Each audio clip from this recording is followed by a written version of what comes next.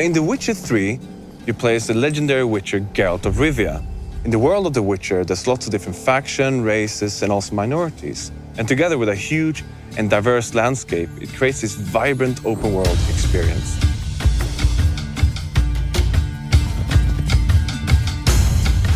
Witchers are outcasts. They're mutants, itinerant monster hunters who roam the world, hunting down and killing monsters, often for meager pay. Children destined to be witchers are taken from their parents and enter witchers' schools. And the training there is grueling. And it ends with a series of mutations that impart the special abilities, the accelerated reflexes that render witchers uniquely suited to hunting down and killing monsters.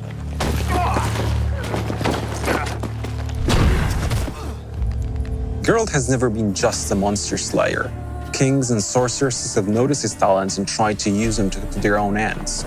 But Geralt is now tired of politics, and he has his own goal, his own agenda, that takes him to travel to the furthest corners of this vast world. At the same time, Geralt works as a witcher. Tough hunt. Tougher than yours, that's certain.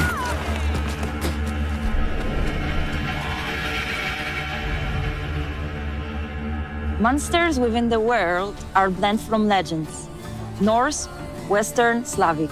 However, Slavic lore seems to be the most overriding. It's from Slavic lore that we drew the notion monsters are the equal participants of the ecosystem and not always pose a threat. Creatures are very much part of the landscape, just as humans and the other races, elves, dwarfs, and whatnot are. And that means that in The Witcher 3, adventure is always around the corner.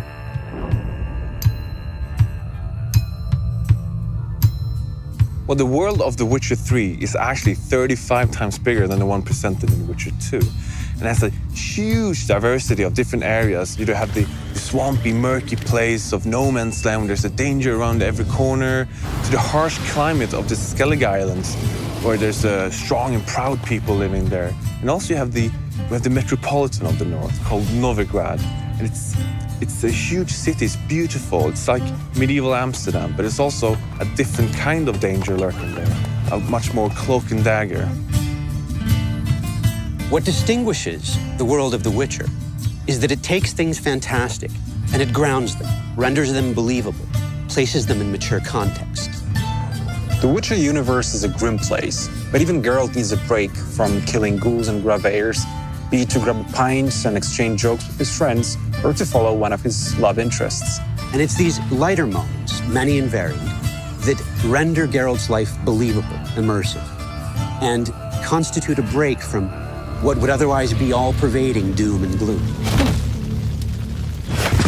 One of the most fearsome enemies you'll face is the Wild Hunt, a cavalcade of ghastly specters which rides down from the night sky, bringing war and destruction. Based on European legends and folklore, the Wild Hunt is also an inherent part of the Witcher universe, so it's not just a random boss we pull out of a hat and place at the end of the corridor. In The Witcher 3, the Wild Hunt will take center stage and come right at you.